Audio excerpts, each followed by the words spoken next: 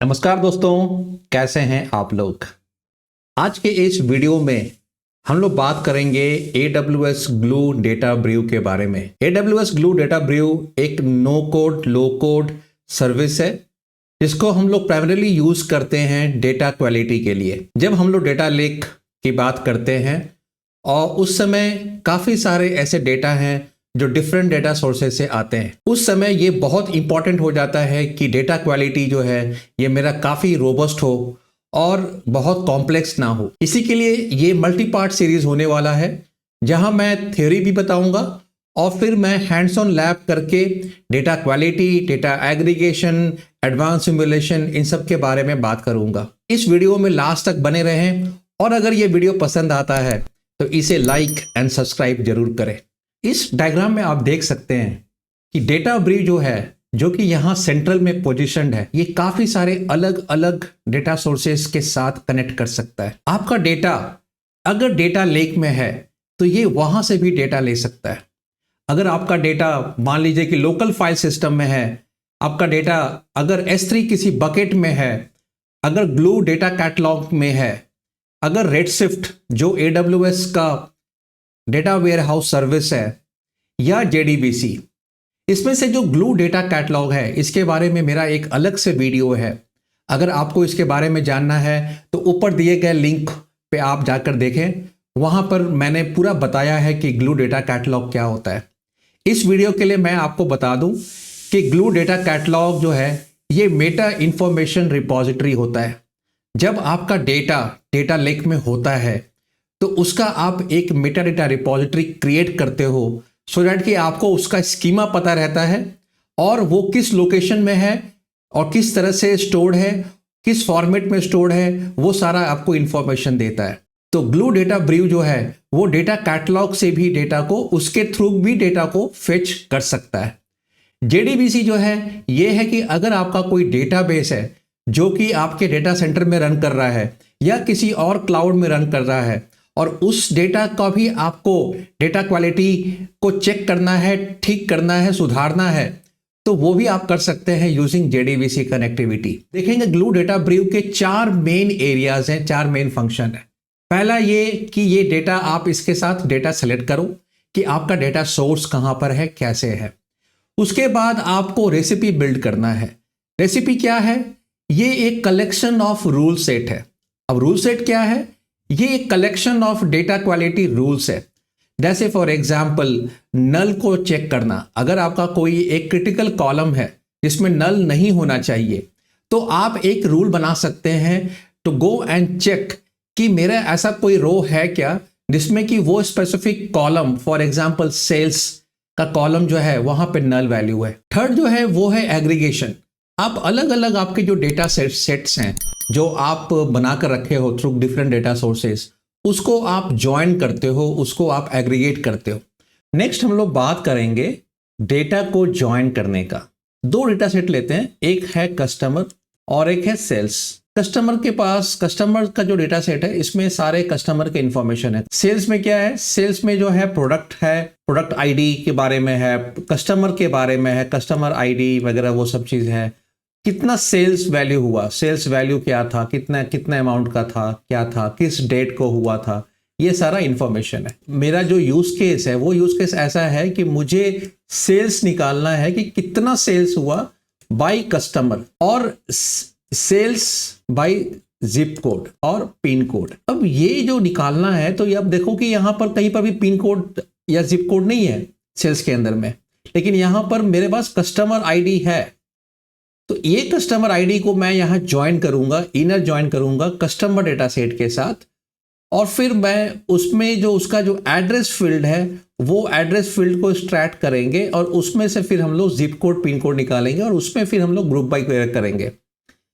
तो ये जो पार्ट है ये भी डेटा क्लेंजिंग का ही पार्ट आ जाता है। ज्वाइन के बाद जो है शेड्यूल होता है। हमने बात किया था कि जॉब्स होते हैं, क्योंकि जब आप रेसिपी बनाते हो तो उस रेसिपी को एग्जीक्यूट करने के लिए आपको जॉब्स चाहिए होता है। आप जॉब्स के थ्रू उसको सबमिट करते हो ना। ये जॉब जो है इसका आप शेड्यूलिंग कर सकते हो। इसके अलावा यहाँ पर आप देखोगे इस बॉक्स में काफ़ी सारे यूज केसेस लिखे हुए हैं, जैसे कि नल को रिमूव करना, कोई मिसिंग वैल्यू है तो उसको आइडेंटिफाई करना, या आपके केस को कन्वर्ट करना, अगर लोअर केस है तो अपर केस करना या सेंटेंस केस करना। इसके बाद आपके जो है कॉलम्स के भी हैं, आप या तो नए कॉलम ऐड कर रहे हो, या तो आप कॉलम को रीअरेंज कर रहे हो, या तो कोई कॉलम को आप हटा रहे हो जिसका ज़रूरत नहीं है। काफ़ी सारे चीज़ कॉलम्स के अराउंड भी होते हैं। डेटा क्लिनजिंग में डुप्लीकेसीज वगैरह जो है वो सब भी आप निकालते हो, या एक कॉलम को आप स्प्लिट करते हो मल्टीपल कॉलम्स में। तो काफ़ी सारे ये यूज केसेस हैं और इसमें से हम लोग जो है लैब में भी करेंगे और करके इसको हम लोग देखेंगे। तो ये जो लेयर है, यहाँ हम लोग बात कर रहे हैं बिल्डिंग ब्लॉक्स के, और इसका जो है ये जो कॉन्सेप्ट है डेटा ब्रीव का, ये जो कॉन्सेप्ट यहाँ लिखे हुए हैं, इसके बारे में ऑलरेडी अपकमिंग स्लाइड्स में मैंने काफ़ी डिटेल में बात किया है, तो अभी इसको हम लोग यहाँ पे ही ऐसे ही रहने देते हैं। और फाइनली आता है ये आपका कंजम्पशन लेयर, आप यहाँ पे कंज्यूम करते हो। तो जो भी आपने डेटा सेट को क्लीन किया है, तैयार किया है, प्रोसेस किया है, उस डेटा को अब आप कैसे कैसे जो है कंज्यूम करोगे, किस किस सिनेरियोज में कंज्यूम करोगे, वो यहाँ पे लिस्टेड है। फॉर एग्जांपल अपने आपके बीआई जो इनसाइट्स हैं उसके जो क्वेरीज हैं वो आप उस पर फेच करके डेटा लाओगे, या आपके जो है डैशबोर्ड्स होंगे, आपके ग्राफ्स होंगे, उसके लिए डेटा जो है वो आप लाओगे, या आप जो है जुपिटर नोटबुक्स वगैरह लिखोगे, या आपके पास AIML के एल्गोरिथम्स होंगे और मॉडल ट्रेनिंग आप करोगे इन डेटा के ऊपर, या फाइनली आपको ऐसे भी एक पाइपलाइन तो बनाना होगा, तो वो पाइपलाइन जो है वो भी इस डेटा को कंज्यूम करेगा। तो ओवरऑल जो है ये स्ट्रक्चर है कि डेटा ब्रीव एंड टू एंड पूरा कैसे ये डेटा लाइफ साइकिल काम करता है। सो ग्लो डेटा ब्रीव के 6 बेसिक कॉन्सेप्ट्स हैं। तो सबसे जो पहला जो कॉन्सेप्ट है वो है डेटा सेट।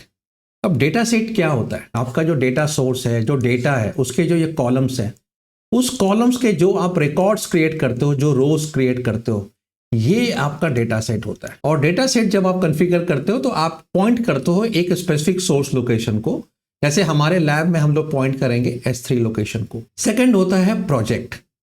तो प्रोजेक्ट क्या है? प्रोजेक्ट आपके लिए एक वर्कस्पेस है, एक बाउंड्री है, और इस बाउंड्री के अंदर में ही आपको जो करना है, आपको इसके अंदर में रेसिपी डिफाइन करना है, इसके अंदर में आपको अपना डेटा सेट को डिफाइन करना है, इसके अंदर में जो है आपके जो रूल्स वगैरह जो है वो आप डिफाइन करोगे, जो जॉब्स हैं वो डिफाइन करोगे, और फिर उनका एग्जीक्यूशन है, फिर डेटा का प्रोफाइलिंग है, वो सब चीज़ें।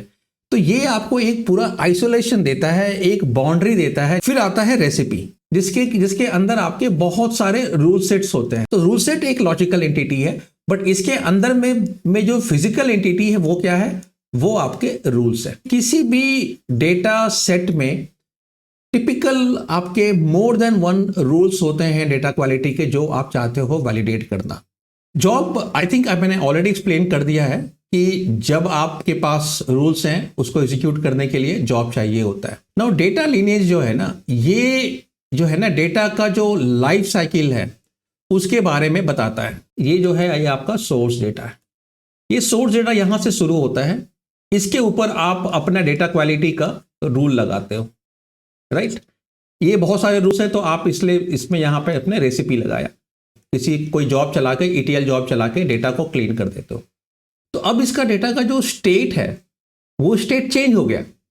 यहाँ जो स्टेट था और यहाँ पे जो डेटा जो है क्लीन करने के बाद जो डेटा का स्टेट आया वो चेंज हो गया, ठीक है। तो ये आपका एक सिनेरियो हो गया। दूसरा सिनेरियो है कि आपके पास बहुत सारे सोर्स ऑफ डेटा है, बहुत सारे सोर्स ऑफ डेटा, ये सोर्स 1 है, ये सोर्स 2 है। इन सबको लेके आप एक नया डेटा बना रहे हो, एक नया डेटा सेट बना रहे हो, उससे फिर आप कुछ और उसमें एग्रीगेशंस वगैरह कर रहे हो, कुछ कॉलम्स वगैरह ऐड कर रहे हो। तो फाइनली होता क्या है कि डेटा लेक में इतने सारे डेटा, इतने सारे सोर्सेज से आते हैं, और फिर जब आप उसके इनसाइट्स निकालते हो और जब डेटा आपके जो रिजल्ट आता है आपके इनसाइट्स में, तो आपको ये पता होता है कि ये डेटा एक्चुअली आया कहाँ से था, उसका ओरिजिन क्या था। And that is the reason कि डेटा लीनिएज जो है वो आपको बताता है कि ये जो डेटा के कारण आपके जो रिपोर्ट में जो ये रिजल्ट आ रहा है उसका ओरिजिन कहाँ से शुरू हुआ था। तो वो सोर्स 1 और सोर्स 2 से शुरू हुआ था, और वो पूरा जर्नी, अलग अलग जर्नी करते हुए वो फाइनली जो है आपके BI के रिपोर्ट्स में आ रहा था। फाइनल है डेटा प्रोफाइलिंग। अब डेटा प्रोफाइलिंग क्या होता है? तो आपके पास ये जो सोर्स डेटा है, ये मैं इसी को लेता हूँ, आपके पास ये जो सोर्स डेटा है, ये आपका डेटा सेट है, इसके ऊपर आप डेटा क्वालिटी के रूल्स को रन करते हो। और ये जो रूल्स है ये आपका डेटा क्वालिटी के बारे में बताता है कि आपके डेटा में क्या सही है और क्या सही नहीं है। डुप्लीकेसी अगर है तो कितना है, अगर पीआई डेटा है तो कितने रिकॉर्ड्स में है, कितने में नहीं है, किस किस कॉलम में है, किस किस कॉलम में नहीं है। अगर जीरो वैल्यू किसी न्यूमेरिक फील्ड में है और वहां जीरो नहीं होना चाहिए, तो ऐसे कितने सारे कॉलम्स हैं जहां के जीरो वैल्यू है या नल वैल्यू है। तो ये सारा जो स्टेट है, आपका जो क्वालिटी स्टेट ऑफ डेटा है, उसको हम लोग बोलते हैं डेटा प्रोफाइलिंग। अब जो हम लोग डेटा मॉडल लेकर चल रहे हैं लैब के लिए, उसके बारे में बात कर लेते हैं।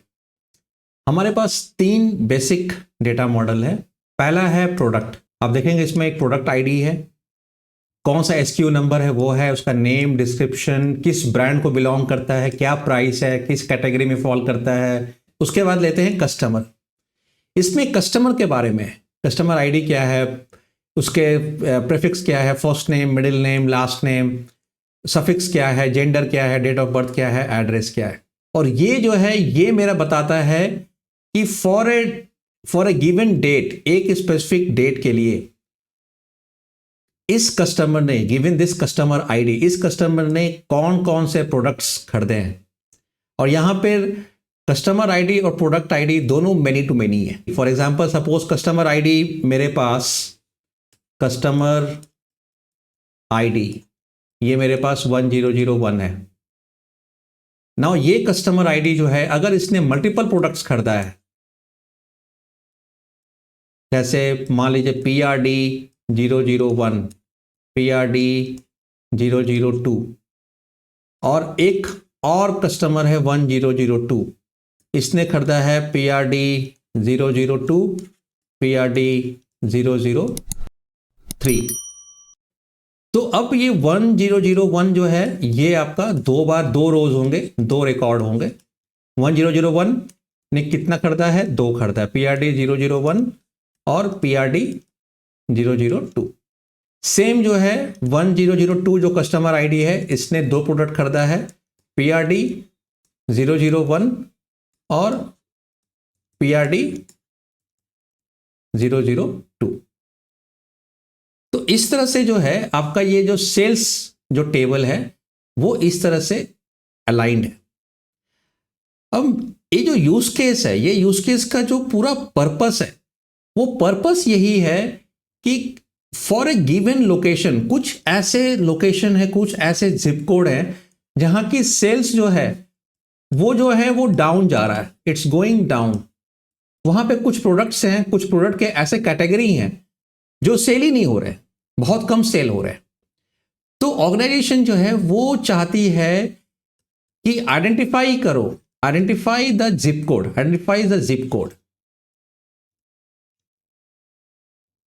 जहां की उस स्पेसिफिक प्रोडक्ट्स, ऐसे कौन कौन से प्रोडक्ट्स हैं, ऐसे कौन कौन से प्रोडक्ट हैं जिनका सेल उस जिप कोड पे नहीं हो रहा है, और उसको मैप करके निकालो और फिर वो हम लोग लेंगे और एक टारगेट कैंपेन लॉन्च करेंगे।